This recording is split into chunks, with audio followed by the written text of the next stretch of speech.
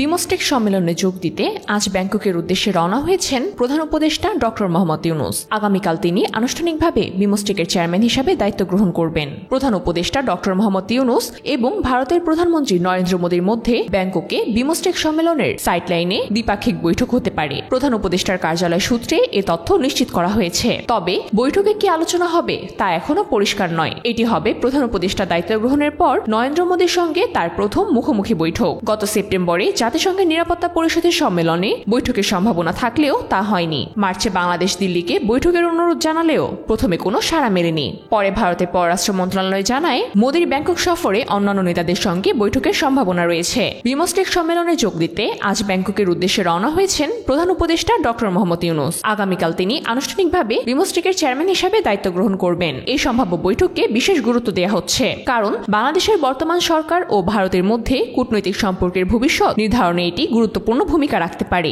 শেষ পর্যন্ত যদি বৈঠক হয় তাহলে এটি দ্বিপাক্ষীয় সম্পর্কের নতুন দিগন্ত উন্মোচন করতে পারে।